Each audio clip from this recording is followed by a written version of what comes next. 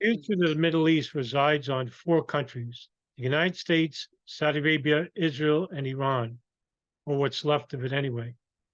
The hegemony in the region really decides on the fate of all four of these countries currently. You know what happened in Iraq, Afghanistan, Syria, Libya, and Pakistan, as well as Lebanon and Jordan. But what's going on between these four countries currently? Because what can happen in the long run, or in this, the way I see it, in the short term, could lead to World War III. Now, I've said for the last 3 years that the next war the United States steps in directly will be a war against Iran. I know some people basically disagreed, saying that Iran is not agreeable when it comes to geographical advantages for the United States. There is none. Iran is a mountainous region, and it's also has a very big disadvantage when it comes to the United States. And I don't think this is going to be a ground war. I basically think that the U.S. Navy and, of course, the Air Force will basically get the brunt of the attack. This will be an aerial war, drones and whatnot. But to do this, to enter a war, the United States usually weakens a country through sanctions. We saw this with Iraq in 1990 in the Oil for Food program, and of course before the invasion of Iraq in 2003 on the basis of numerous falsehoods, including Al Qaeda and the Ba'athist regime procuring chemical and biological weapons. But the New York Times recently wrote an article. Let's read it together. Biden presses ahead with effort to broker Israeli-Saudi rapprochement. Now, the history of the two countries, Saudi Arabia and Israel, has been tumultuous at best.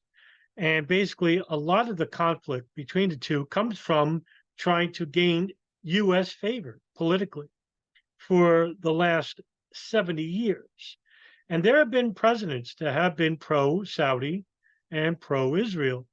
But currently, AIPAC, the American Israeli Public Affairs Committee, which is a very powerful lobby for the Zionist state of Israel, has been winning out as of late. They've been very silent the last couple of years, but Saudi Arabia basically has been coming under attack because of the 9/11 attacks and the current civil suit by the victims' families. Nevertheless, let's read the article by Peter Baker and Ronan Bergman. President Biden's envoys are pushing ahead with their effort to realign Middle East politics by brokering the establishment of diplomatic relations between Saudi Arabia and Israel, despite significant concessions demanded by the Saudi monarchy. One of them is that the United States stop pressuring Saudi Arabia for more oil production. And if you remember last year, Biden went to Saudi Arabia and basically, demanded that Crown Prince Salman, Mohammed bin Salman, the son of the deposed King Salman, who has a stroke. So Crown Prince Salman is really the leader of the country, even though he's not king yet. Basically, flatly rejected by the proposal in front of Biden, and also Jake Sullivan. Mr. Biden sent Jake Sullivan, his national security advisor, back to Saudi Arabia in recent days, his second trip there in less than 3 months, as U.S. officials test the ground for an agreement bringing two historic adversaries and fundamentally reshaping the region. No breakthrough was announced, but the fact that Mr. Sullivan returned to the kingdom so soon after his last trip in May suggests that the Biden administration sees serious prospects for an accord. Among the hurdles has been Saudi Arabia's insistence on a mutual security pact with the United States and development of a civilian nuclear program, which the country could enrich its own uranium, both non-starters in the past. The United States has a big roadblock when it comes to nuclear enrichment in the Middle East. And that's because Saudi Arabia at that time was led by its Wahhabi principles. It still is, but Crown Prince Salman is making concessions to that by eliminating the religious police and by arresting a lot of these Wahhabi Wahhabi leaders, because the United States is pressuring Saudi Arabia to do so because of the 9/11 attacks. Remember, the members of the planes operation, the 9/11 hijackers, came from Saudi Arabia. 16 of the 19 hijackers came from this country. And the ideology comes from this country, Wahhabism. A summary of the meeting in the White House statement gave little indication of how much progress was made during the visit. Mr. Sullivan traveled to Jeddah. The statement said to discuss bilateral and regional matters, including initiatives to advance a common vision for a more peaceful, secure, prosperous, and stable Middle East region interconnected with the world. That's bullshit. We all know what this is about. This is about Iran. This is about controlling the Gulf. When I say the Gulf, I mean Saudi Arabia, Bahrain, United Arab Emirates, right? Major power players in the Sunni world. Now, of course, they want Saudi Arabia on their side because Israel is also an ally. And what do they all have in common? Well, they're all enemies of Iran. And they have been enemies for many decades, not years, but decades. We're going to talk about that in a minute. But U.S. officials who were in Jeddah on Thursday privately reported to colleagues that the engagement went well and expressed cautious optimism that progress could be made as diplomats on the ground continue talking. The Biden administration has also sought to draw Saudi Arabia away from its collaboration with Russia on energy prices to increase the pressure on Moscow as it wages war in Ukraine. That is also a reason why Sullivan went there under orders of the Biden administration, because currently the Biden administration is supporting the proxies and the Ukrainian government regarding the invasion of the country by Russia. Now, it's not like they care about Ukraine. You know, I wrote a tweet earlier saying that those who believe the United States suddenly cares about what's going on regarding Ukrainian civilians, I have a bridge to sell you in Brooklyn. I mean, this is 1979 all over again. Russia invaded Afghanistan. Who did we fund? We funded the right-wing, ultra-Orthodox sect, the Mujahideen, which later became our enemy during the war on terrorism. See where I'm going? Those who are funding today will be our enemies tomorrow because the war machine continues. As long as we're producing bullets, missiles, jeeps, and whatnot for the military-industrial complex and for black operations to depose countries' governments and subvert them and implement Western-backed leaders, which is currently what we're trying to do around the world. We don't care about Saudi Arabia. We don't care about anybody else but our own interests. And also, this leads to the problem of the Palestinians. Now, there's another article I wanted to share with you, which is from JNS, Jewish News Syndicate. Palestinians not a roadblock to Saudi deal, says Israeli foreign minister. The Iranian regime is like a cancer that destroys every country it's involved in. Eli Cohen sells Saudi media. This is what this is about. It's partly about this as well, right? Saudi Arabia has a tentative relation with Israel. Same with United Arab Emirates. Israel is basically trying to coordinate better hegemony, not because they care about Saudi Arabia or the United Arab Emirates. The enemy of my enemy is my friend. So in this case, Israel is trying to get the Gulf to be on their side for their prospect for war against Iran, which would be a huge war. If you think the United States and Iraq or the United States against Afghanistan were wars, that means nothing. Iran would pose a bigger war, a bigger obstacle. And it would be a huge mistake on the United States' part, economically and fundamentally, as well as morally. We should be allied with Iran, not their enemy. Incidentally enough, our allies are our enemies to the hegemony of the world, basically in the Middle East anyway. Israel and Saudi Arabia, two corrupt governments, and I'm safe to say they are corrupt. They're criminal. Crown Prince bin Salman and Prime Minister Benjamin Netanyahu should be facing criminal charges at The Hague for war crimes, crimes against humanity, crimes of aggression, and genocide. Just like it's stated in the Rome Statutes. And they are guilty of war crimes and all the crimes listed in The Hague. That's not me saying, that's Amnesty International, that's Human Rights Watch. That's what's written in most every human rights organization. The Palestinian issue will not be an obstacle to normalizing relations with Saudi Arabia, according to Israel's foreign minister Eli Cohen. Why? Because Saudi Arabia, for decades, have been saying, in order for this to work, we need to address the Palestinian problem. Now, Saudi Arabia has been saying this. Bahrain's been saying this. Qatar has been saying this. Turkey's been saying this. United Arab Emirates has been saying this. Egypt's been saying this. The Palestinians, but nobody wants to do anything. That's what this article states. Jerusalem's top diplomat made the remarks in a wide-ranging interview with Arabic language online newspaper Elaf that is set to be published on Monday, excerpts from which were seen by Ynet. Quote, the current Israeli government will take steps to improve the Palestinian economy. Bullshit, end quote. Cohen stated amid reports that one of Riyadh's demand for a U.S. brokered deal to join the Abraham Accords involves concessions to Palestinians. Saudi has been saying this for decades. Saying it and meaning it and doing it are two different things. A visit to Israel by Saudi foreign minister would be a day of celebration, Cohen remarked, noting that governments led by Israel Prime Minister Benjamin Netanyahu had secured diplomatic relations with the United Arab Emirates, Bahrain, and Morocco as part of the 2020 Abraham Accords. He predicted that the Israeli premier and the Saudi crown prince would make history together. Cohen touched on other subjects in an interview with the London-based new media outlet, which is owned by the Saudi businessman Othman al-Omir, including provocations by the Iran-backed Hezbollah terror group at the Lebanese border in recent months. He said that Hezbollah leader Hassan Nasrallah was hiding in his bunker like a mouse and warned that Israel could dispatch Lebanon to the Stone Age of the war with the terror group.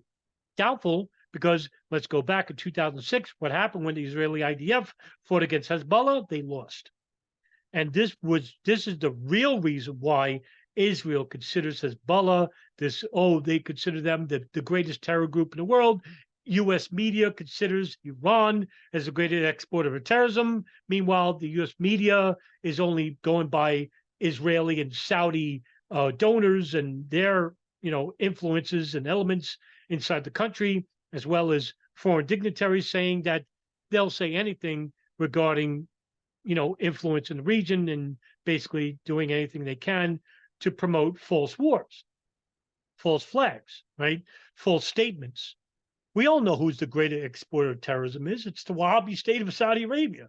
That's where Al-Qaeda comes from. That's where Abu Sayyaf comes from. Abu Sayyaf in the Philippines, Jemaah Islamiyah in Indonesia, the Islamic State in Iraq and Syria and Libya, right? So that's where these groups come from, because the ideology is Wahhabism, Salafi, right? Wahhabism originates out of Saudi Arabia, not Iran. Iran's a Shia country. Wahhabi is a Sunni sect, not a Shia sect.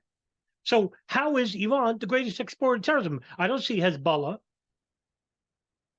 doing the 9/11 attacks. I don't see Hezbollah bombing bars and clubs in the Philippines.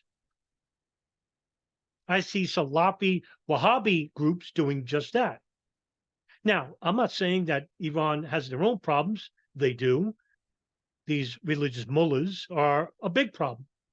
But let Iranians dictate this, not Americans, not Saudi Arabia, and not Israel. Iran is no threat to Israel. Because as soon as Iran becomes a threat or gets a nuclear bomb and uses it against Israel, what do you think happens to Iran? They're a parking lot. So they'll be committing mass suicide. So they're not a threat, right? Now, when I talked about the Palestinians and why Saudi Arabia and other Arab countries aren't going to do anything, well, New York Times wrote in a report in 2021, I wanted to show you this. Arab world condemns Israeli violence, but takes little action. By saying it is defending Jerusalem, Hamas has made it harder for Arab countries not to denounce Israel, but in a changed region, the response so far has been rhetorical only, right? Stephen Edeker, May 21st, 2021, the Arab world is unified in condemning Israel airstrikes in Gaza and the way the Israeli police invaded Jerusalem's Al-Aqsa Mosque, one of Islam's holiest sites. Governments have spoken out. Protests taking place. Social media is aflame. Oh, let's show how outraged we are. But when it comes to action regarding the Palestinians, all these Arab countries like Saudi Arabia, Bahrain, United Arab Emirates, Morocco, Turkey, Egypt, they're not going to do anything. The only countries that are willing to do anything are Lebanon and Syria. It just so happens that Lebanon and Syria are the arch rivals, and Iran are the main arch enemies of Israel and the United States. Right? One only needs to look at the Wolfowitz Doctrine, the Project for New American Century, the Odidinan Plan. Countries that were named are the countries that were destroyed, and countries that are under threat of being destroyed, like Iran. But by and large, the condemnation is only words, not actions. At least so far, the region's concerns have shifted since the last major Israeli incursion in Gaza in 2014, with new fears about Iran's influence, new anxieties about popular unrest in Arab countries, and a growing recognition of the reality of Israel in the Arab world. Even those countries that normalized relations with Israel last year, United Arab Emirates, Bahrain, Sudan, and Morocco, have all openly criticized Israeli policies and called for support of the Palestinians and the defense of Jerusalem. The escalation of violence has put a great strain on these governments, which had argued that their closer relation with Israel would help restrain Israeli actions aimed at the Palestinians in both the West Bank and Gaza. H.A. Hellier, a scholar of Middle East politics at the Carnegie Endowment in Washington, said, "I have not seen any Arab state that does not express support for the Palestinians on a rhetorical level, and it would be very difficult for them to say anything otherwise. But what they do about it is very different," right? Now, another article I want to bring up, because this is what this is all about. Israel and Iran are edging closer to direct confrontation, June 28, 2020. In its approach to Iran, Israel has committed the moral strategic sin of assessing a dynamic situation as a static one, and as a result has found itself surprised and by unprepared for recent developments, among them the rapprochement between Saudi Arabia and Iran, the apparent progress in negotiation between Washington and Tehran over the latter's nuclear program, and the readmission of Syria to the Arab League, a move that has given President Bashar al-Assad renewed legitimacy. Remember what the CIA and Saudi Arabia and Israel were trying to do in Syria by funding the Wahhabi groups like al-Nusra and the Islamic State through a CIA program called Operation Timber Sycamore, authorized by the Obama administration and approved by CIA Director General David Petraeus, which was also given approval by Turkey, Israel, and Saudi Arabia. That's where a lot of the money and weapons came from, Saudi Arabia. Israel was actually hospitalizing al-Nusra fighters on the border. Haaretz even reported on this in 2012. Fascinating that the groups that want to see the destruction of Israel is actually helping them, just so that they could defeat Iran. But by doing that, they have to destroy its allies. And who Iranian allies are? Lebanon and Syria. The beltway between the Mediterranean and the Caspian Sea. These developments have undermined many of the working assumptions of Israeli decision makers and should force them to reconsider their regional strategy, including the need to move beyond recent bold and threatening statements and military signaling towards Iran and Hezbollah. Remember, Israel is just concentrating on Iran. This is almost like a watchdog, just concentrating on the fire hydrant. That's it, right? Nothing else matters. Not a passing car or a cat. Israel wants war with Iran. In order to do that, we need the United States and Saudi Arabia to be in on this. The Gulf, to shut off the beltway between Lebanon and Syria, giving military aid to Iran. That's why we needed to destroy Syria. But now, with Syria and Saudi Arabia renegotiating terms, this may lead me to believe that Syria might not be helping Iran if there was a prospect for war. Until fairly recently, those in charge of Israeli intelligence assessment and strategic planning felt very confident that their perception of the danger emanating from Tehran, be it military, nuclear, or conventional, or political, was not only shared by the international community close and far, but defined stable and reliable fault lines of alliances and enmities. Hence, it was believed that Israel could rely, for instance, on the Gulf states and the U.S. for the complete cooperation containing Iran's destabilizing activities in the region and in preventing it from acquiring nuclear military capabilities. Now, what does all this mean? Well, when it comes to Israel and Saudi Arabia, the bilateral tie between the government, the Zionist state of Israel, and the Wahhabi kingdom of Saudi Arabia, in which the two countries that had never established diplomatic relations since 1947, where Saudi Arabia voted against the UN's partition plan for Palestine, which aimed to split the territory of British Palestine into an Arab state and a Jewish state.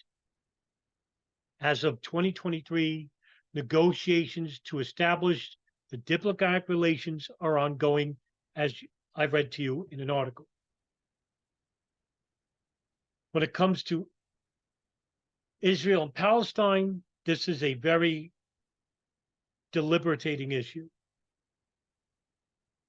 To the Palestinian view, which are very diverse, a key starting point for understanding the view is the awareness of a differing objectives sought by advocates of the Palestinian cause, which means that the Palestinians would like to have the return of the occupied territories from the 1967 war, West Bank and Gaza Strip, and that the conflict has to bring back the refugees of both the Gaza Strip and the West Bank back to the Palestinian state. The Palestinians and Hamas charter would like to see a two-state solution. The PLO under Yasser Arafat is not the same PLO under Abbas. And the PLO is basically not a Palestinian cause anymore. It used to be, but no longer. That's a complicated issue. Now, if we go back to the Oslo Accords and reading the articles, Article 11, 2E, in which I'm reading directly from, and this is the 1995 Oslo Interim Agreement, in which was brokered by then U.S. President Bill Clinton.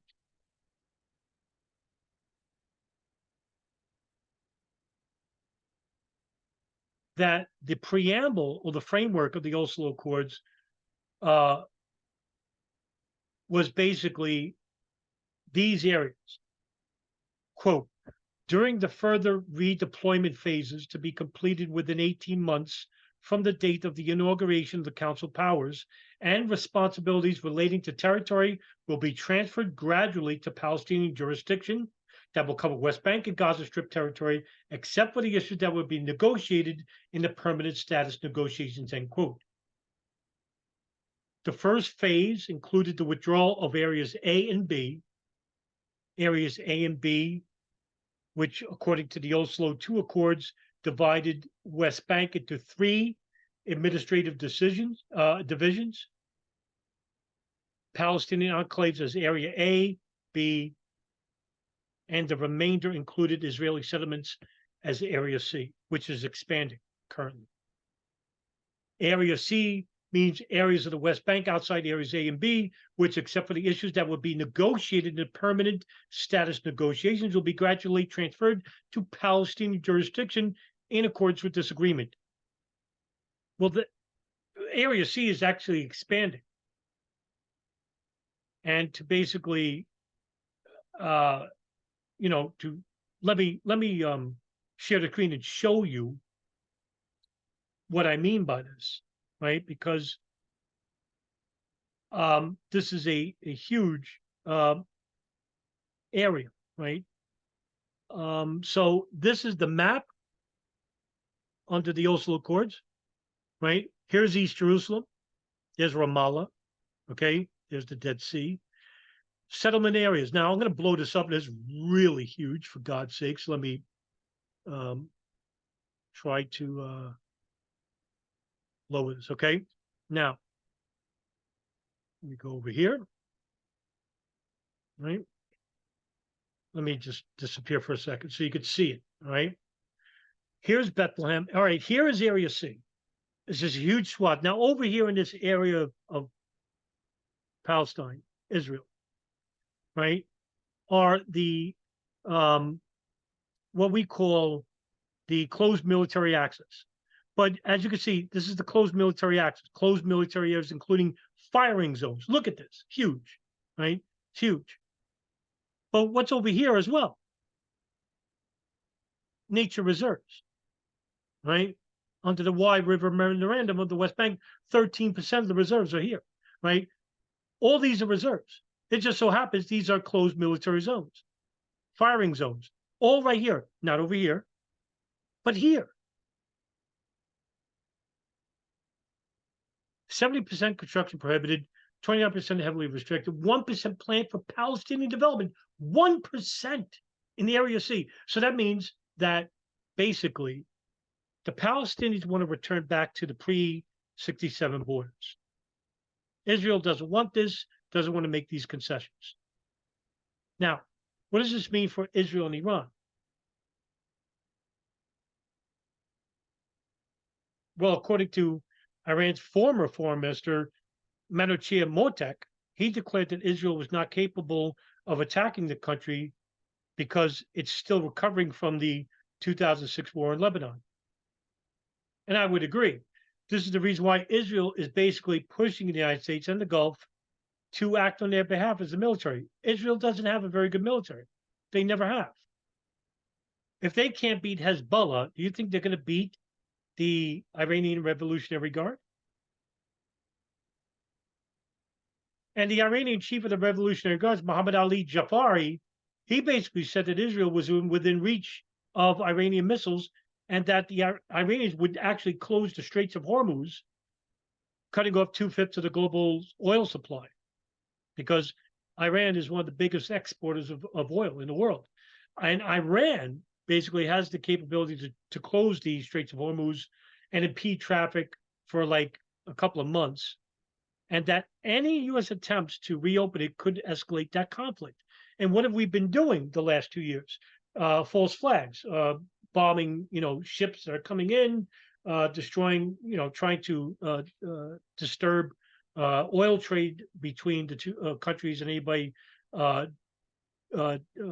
trying to commiserate trade with the country, in which we're heaping all these economic sanctions on the country, trying to destroy it from within, weaken it from within, where we can then take advantage. This is what we did with Iraq in 1990. This is what we did in 2003 to Iraq. Iran basically doesn't want war because they know what's going to happen. They know that U.S. and Saudi Arabia and the Gulf are going to intervene, make it hard, and Iran's basically going to lose. Thing about the Iranians is that they have a long history of conflict. Their Iranian military is very capable. Their navy is very capable. This is not Iraq. This is not Afghanistan. This is not even Syria. Nor is it Libya. And I would think that Iran is basically committing suicide if they don't build a nuclear bomb. Notice that the United States intervention in countries that I just named never had a nuclear bomb. Means to defend themselves. Again, I'm not saying that the Iranians don't have their own problems, but the Iranians should take care of that. The Arab League should bring this up. It should not be left to Israel and the United States. But the United States considers themselves the world's police.